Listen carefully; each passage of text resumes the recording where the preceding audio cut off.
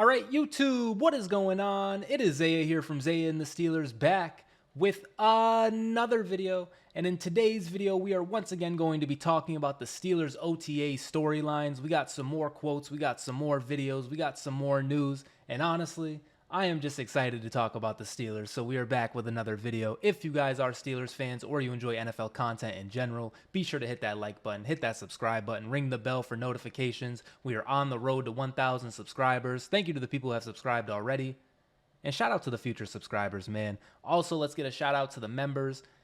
And man, I just, I did this last year. I had videos last year at the same point in the postseason or the preseason process of like OTAs and training camps and stuff like that. And I will admit, I was duped, man. I was fooled. Now, I just to get it out there, you see, I have a Pitt helmet in the background, right? I have Pitt shirts sometimes. I have a lot of Pitt merch. I do like watching Pitt.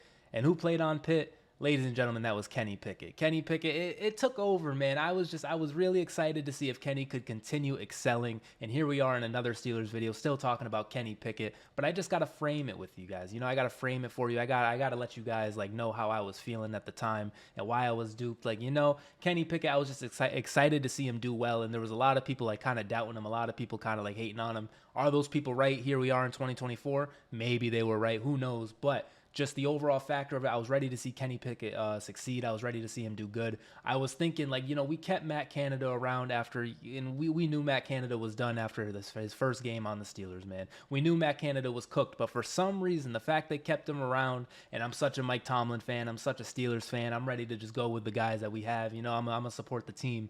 I was duped, man. I thought for some reason Matt Canada would be able to figure it out. I thought for some reason shit would work out and we would be a good team. However, we all know that wasn't the case, and I was duped, and Matt Canada eventually got fired in the middle of the season because he had the worst offense since moldy bread. The worst offense since defense was offense. That's what I'm saying. Like, the worst offense since there was 0 people allowed on offense, and it was just 11 defensive players. It was basically like there was nothing out there. We would go games scoreless. We would go fucking 2 games at a time with 1 touchdown. It was just ridiculous. You guys know. We're trying to move on from that. Anyway, I say all of that to bring it back to today. I say all of that to say, I am once again drinking the Steelers Kool-Aid, man. I am once again very excited for this team because of all of the new faces, because of the changes that were made, but also some of the people that we still have. Like, we still have Mike Tomlin, and all of the talk has been not all of the talk, but a lot of the talk has been so negative about Tomlin recently. You guys have heard me bitching and moaning about it. Like, I get mad at people replying on Twitter, like, oh, you bitches. Like, I hate reading replies, and they're just all negative. I know a lot of the replies, too, from a lot of the Steelers fans, I will admit, we're just, we're a little up there in age. I will admit. Shout out to the 50 pluses, shout out to the 60 pluses, shout out to the 70 pluses, and even shout out to the 80 pluses, the 90 pluses too. But you guys see what I'm saying? There's a lot of old Steelers fans, and it is what it is. You guys just happen to be up there, but the takes that be coming from some, just the takes sometimes be a little off the wall. But we understand that, we get it. We, and a lot of the people too, we're in Pittsburgh. A lot of the people are Yinzers as well. And if you guys don't know what a Yinzer is, then it is what it is. But if you do know, you guys know what I'm saying. You know how, like, our fan base is sometimes. We're very vocal. We're very negative. We can be very negative. I feel like a lot of the media personalities, too, are a little negative. What is this, like a diss track? I'm not trying to do that. But once again, just trying to frame it for you guys as to, where I'm at with this Steelers shit. The talk about Mike Tomlin has been so negative. We look at Cameron Hayward. We talked about that for a little bit. There's just the players on the team, like, people don't believe. Let's go back to Najee Harris, me, who's somebody who's like, if we have Naj, we have him. If we don't, we don't. Like, I'm not as attached to Naj as some people or some fans are of this team are, right? But people are doubting him, like me. Like I said, the Steelers themselves, they're not picking up his option. Najee Harris is ass. Like, is that what they're saying? Like, that's, the disrespect, it just knows no amount. The disrespect of having us once again missing the playoffs. Again, even though maybe not missing the playoffs is disrespect, right? But under 8 wins. Like, how many times are we going to do this shit where we predict the Steelers to have under 8 wins, to have a losing season, and it just doesn't fucking happen, man? We could start the season 0-8 and still finish with a winning record because it just has, like, we literally, my whole lifetime, damn near, my whole lifetime, I have not seen this team have a losing record. The whole lifetime I've been watching football, I have not seen this team have a losing record. I'm pretty sure. I know there was one year where the Raiders, the Oakland Raiders at the time, missed a field goal, and like that's how we missed the playoffs. It was like the Chiefs or something. Like one of those two teams, they were facing each other, and we needed one of them to win. This is like back in like 2012 or 13. We might have fucked around and had a losing record then, but I believe Mike Tomlin was our coach. And now that I'm doing the math, if Mike Tomlin was our coach, And Mike Tomlin has never had a losing season. And that season itself was not a losing season. Look at me figuring it out live on the fly. I've never seen this team have a losing season, man. But for some reason, fucking CBS, ESPN, Fox, all of these networks, they're just like, yeah, the Steelers, people are getting hot takes off our name, man. People are trying to fucking farm engagements off Mike Tomlin's name, off his record. Like, it's easy to do. Like, any coach can just have a winning season continuously. Like, that can just happen. We've seen Bill Belichick damn near get kicked out the league for 2 seasons of ass, No Tom Brady, the shit before and then the shit after Tom Brady, we dialed into that. We look at Mike Tomlin, a lot of people put Big Ben on him, right? And I get he doesn't have the playoff win without Big Ben, but the seasons he's been able to churn out, man, like it just, and this is with, Duck and Mason and Kenny Pickett and Mitchell Trubisky, like these are with those quarterbacks. So we look at Mike Tomlin, man, to me, he gets disrespected a lot, even by his own fan base. And then once again, too, random accounts trying to farm likes, random accounts trying to bait engagements off the Steelers. You know who does do that? And this is probably going to be a longer episode too. I don't know if you guys fuck with like the longer videos or not. Let me know in the comments. But you know who else be farming engagements off the Steelers? And he's just an engagement farmer in general. But Antonio Brown, man. Antonio Brown. This has nothing to do with anything in this video, but I'm just kind of ranting at this point. Antonio Brown be farming engagements off the Steelers all the time, man. And it really does piss me off, man. Because like he was dead ass one of my favorite players. He was so good. And like everyone knows he's good. And now apparently he's bankrupt. I don't want to see Antonio Brown bankrupt. I know, the off-field stuff, it is what it is. I'm not trying to turn this into the Antonio Brown dichotomy or whatever, but, it's just, I still remember the football player, man. I still remember seeing him live against the Ravens in 2017 in that game, just fucking just eating, bro. Like, I still remember that, so it is what it is. But yeah, Antonio Brown loves farming engagements off the Steelers. Going back to the media personalities, they love farming engagement off the Steelers. Anyway, with all of that said, I am going to move on from that topic because I definitely am getting ranty at this point. I'm going to tie it back, though, to this upcoming season, right? I'm excited to see someone like George Pickens, who, to me, another kind of engagement farmed person. Like when people are talking about the Steelers, like it's either he's so overrated, he's such like this bad personality, he's not going to be good for our locker room. I see that all the time. And then, literally the engagement farmer, no offense, no disrespect, we all love him, but Pickensburg on Twitter, like it's either you hate George Pickens or you're Pickensburg, and like, oh yeah, this dude is better than fucking Justin Jefferson, he's better than Stephon Diggs, he's better than Jamar Chase, he is better than all those people as a Steelers fan, but that's what I'm saying. He's a very polarizing player, and having him on the team, we all know how good he can be. And now in a suspected good offensive system, in a suspected revamped offensive system, we look at Arthur Smith, we look at Mike Tomlin hopefully having more of a grasp, we look at the running game, we look at the offensive line pieces. This should finally be the year where George Pickens really gets turned up to 100. You know what I mean? This should finally be the year where we see his actual full undoubted potential, because even with Mason, even with Kenny, he was still putting up good stats, man. He was still eating, and like it's apparent, man. People talk about the eye test so much in sports. George Pickens and pause, okay, pause. But George Pickens and the eye test, like it's through the roof, bro. He passes with A+++. You look at George Pickens and it's just like, damn. So like, throw him the fucking ball. Like, how many times were we yelling, whether it's at the TV, whether it's in the stands, whether it's at the bar, whether it's on the phone, you're watching it on your phone because you're having to bootleg it because you're at work? Like how many times are we doing that, yelling about, throw the ball to George Pickens? But for whatever reason, Matt Canada couldn't find him for whatever reason. We have Deontay Johnson as well, who was a stud. We had Deontay Johnson as well, who was a stud. Probably going to do well in Carolina. Shout out to Deontay Johnson. I know a lot of people don't like him either. But shout out to Deontay Johnson. Anyway, George Pickens, like this should finally be the time for him to like really take off. And what comes with that? What comes with being like such an elite receiver? What comes with being such an elite offensive player? We're going to look at now, we look at the team itself. We're a very young team. We don't have many people on the team who have been on the team. I said team like 100 times, but we don't have many players who have been around with the organization now for, George Pickens is there for 3 years. We probably have 4 players who have played on the Steelers for more than 5 years at this point. Like we are such a young team. We are such a new team. And like, we are in a completely different era. We are in a new generation of things.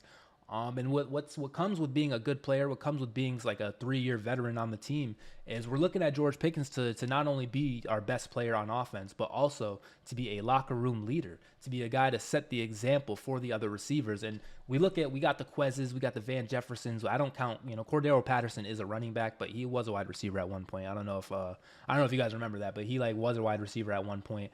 But we look at them and like they're definitely veterans. They're definitely older than him. But then we also look at Roman Wilson and then Calvin Austin. I don't know about exact ages. He's probably older than Roman Wilson, but Calvin Austin maybe he's like older than him somehow. But we look at like time spent in the NFL. George Pickens has 3 years. Calvin Austin I think has 2 years or 3. They might have got drafted together, low-key. Maybe I'm just dumb. Maybe I'm just ranting here. But you know what I'm saying? Like George Pickens, even though he's not the oldest on the team, he's not the oldest wide receiver we have on the team, because of his potential, because of his skill set, we're looking at him to be a leader.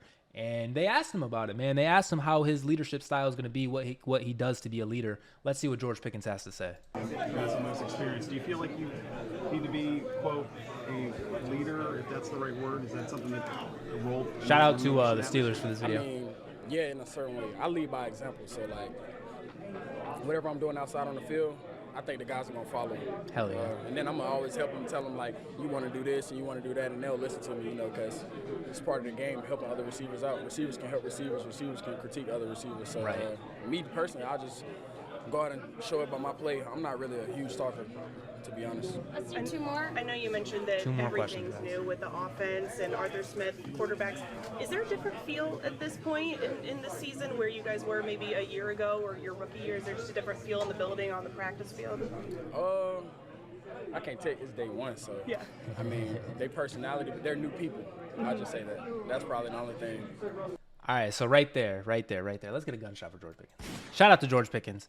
But right there, they asked him, is there a new feeling? Is there a new kind of like, excitement in the locker room, given the new pieces, given the new talent that we have, right?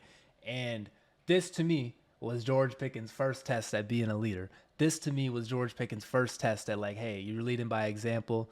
That's a setup, that's a setup question, because it's either, and remember, the George Pickens is the same guy who was like allegedly liking the tweets about Kenny Pickett playing bad and the Steelers playing bad. Like this is like a new era for him. Like we're looking at him now. No Deontay Johnson, no Matt Canada, no old Kenny Pickett. Like this is a new time for George Pickens. Turn over a new leaf. We've forgotten about the tweets, right? And so this right here, this question right here about does he feel different? Is there a different vibe? He should have said abso-fucking-lutely, because we know it's the truth. And George Pickens knows it's the truth. We all know that, this year people are sleeping on us, man. This year people don't have the most faith in us. But, we can all tell that it's about to be a new fucking, we're so back in the AFC North. And George Pickens easily could have just started burying people. George Pickens easily could have just started going wild. You know what I'm saying? Like he really could have. He could have been like, yeah, like we actually have a quarterback this time. We actually have an NFL offensive coordinator this time. Like you can just tell, because you know how I know that they can tell? Because we talked about it a little bit ago with Arthur Smith. Then the players coming out and raving about his offensive system and raving about like how he is as a player. We look at Justin Fields, we look at Russell Wilson, we look, and Mike Tomlin gets this all the time. It's how do people talk about Mike Tomlin? Because there are people who hate on Mike Tomlin, but then you ask anybody in the league about Mike Tomlin, and it's like, yo, he is the GOAT, right? He's the guy, right? We look at what the players say about Kenny Pickett. They say nice things to the media or whatever, but they never really vocally speak up. They never really kind of went crazy over Kenny Pickett. They never kind of went crazy over like Mitch or Mason or whatever. Mason Rudolph getting done so dirty to some people. Mason Rudolph, someone that, everybody's favorite quarterback, Mason Rudolph. Nobody came out and spoke about him. Nobody came out and said what's happening is fucked up and he's actually the best quarterback on the. Nobody ever said that, right? But we look at Justin Fields and Russell Wilson both. There is a good resentment around I shouldn't say resentment, but there's a good reputation with them around the league. When Justin Fields was getting dangled by the Chicago Bears because they were tanking at the same time trying to say like, oh yeah, you're our guy, Justin. Like you're for sure our quarterback, Justin. But let's lose these games, Justin. Like, oh no, how did we? I guess they had the Panthers pick, but you know what I'm saying? Like, they were ready to move on. They were ready to get Caleb Williams. We all knew it was gonna happen.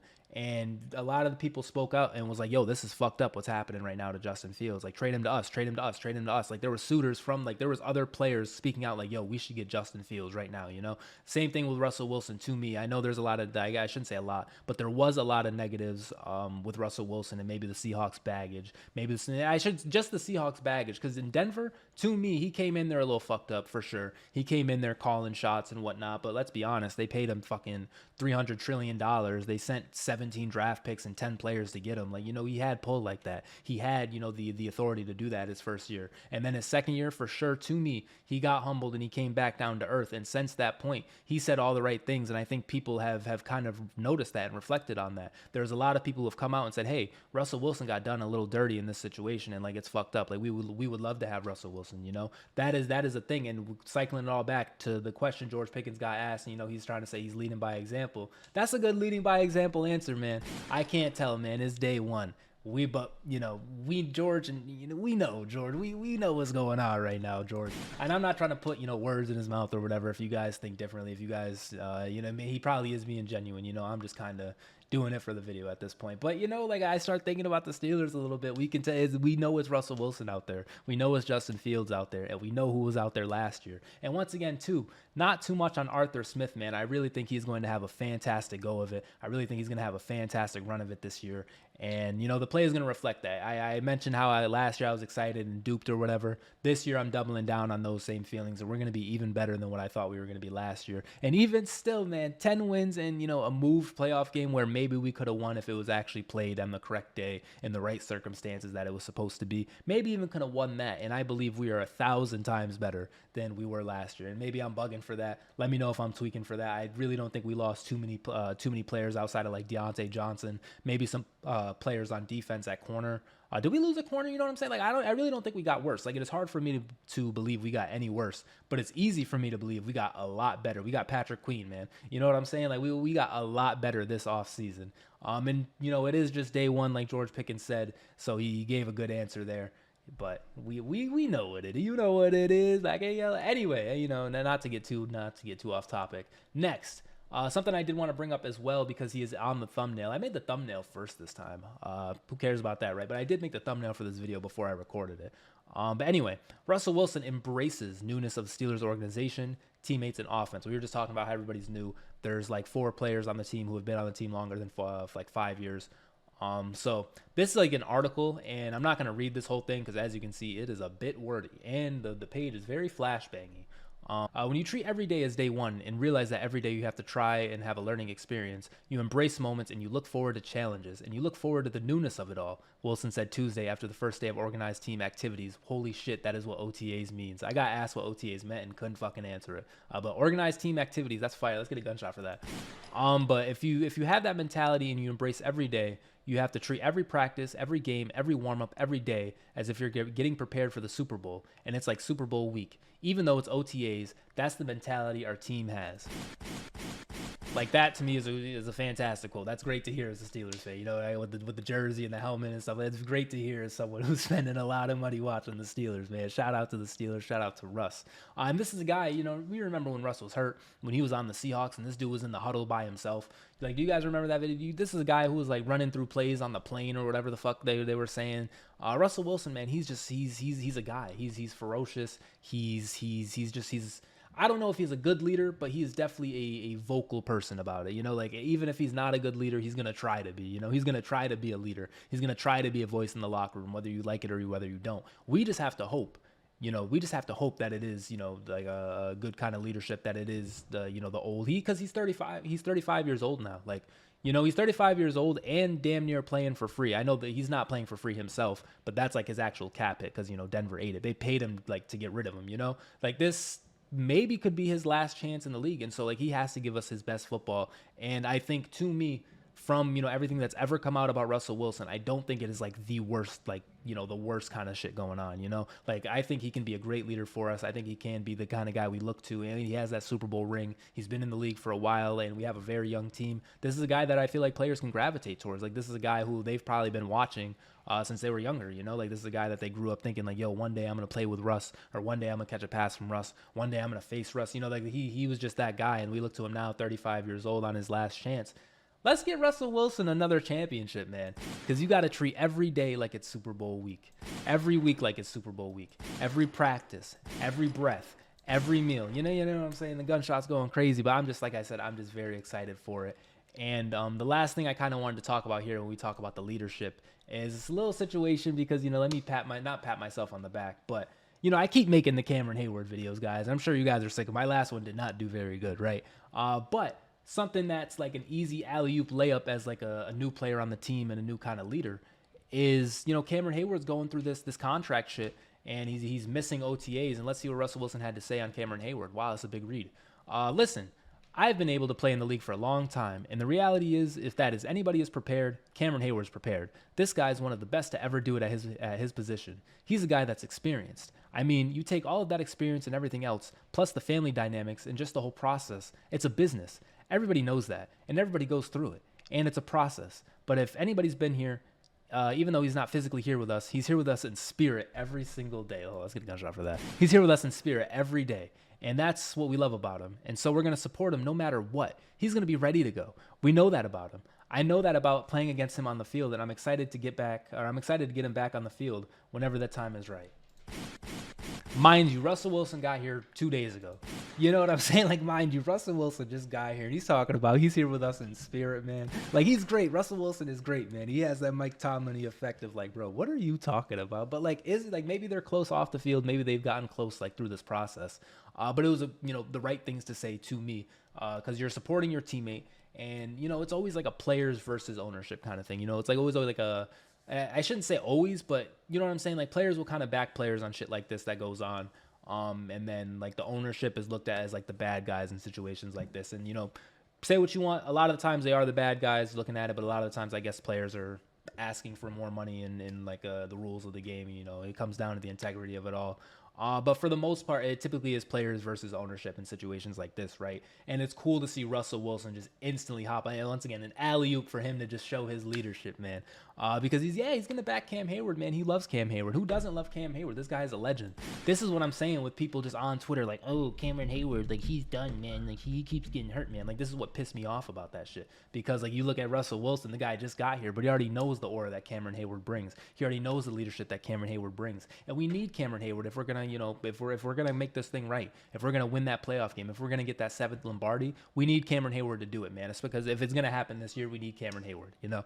But to me, once again, I think it is cool that Russell Wilson kind of was able to come in and just instantly hop on this story and just instantly be like, yeah, Cam, I got your back, man. We got your back, man, because we do have Cameron Hayward's back. Cam, if nobody has your back, me and Russell Wilson have your back, and we know that you're here with us in spirit, man. So, yeah, I think that is going to do it for this video. I just kind of wanted to talk about the potential of like a whole new era in Pittsburgh, like a whole new, we're looking at Russell Wilson and George Pickens and Cameron Hayward and TJ Watt to like really lead us through this thing. We still have Cam, of course, but other than that, you know, we have new coaches besides Tomlin. We have new players, and you know, it's a whole new game, man.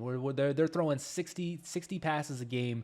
Games are 54 to 60 regularly. Like, we're in a new era, and it's time for us to compete. We got some quarterbacks. It's time for us to start dominating the AFC North again. And it's time for us to start putting our foot back on top of the Ravens, of the Bengals, of the Browns. You know what I'm saying? So, yeah, if you guys ended up enjoying this video, be sure to hit that like button, hit that subscribe button, ring the bell. I make videos about the Steelers all the time, and they definitely can be a little ranty. But if you made it to this point, I really do appreciate it. Anyway, guys, I am going to get out of here once again.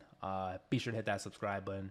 Anyway, oh my goodness, and I'm the worst at fucking outros, man. Literally nobody outros worse than me. Goodbye. See you in the next video.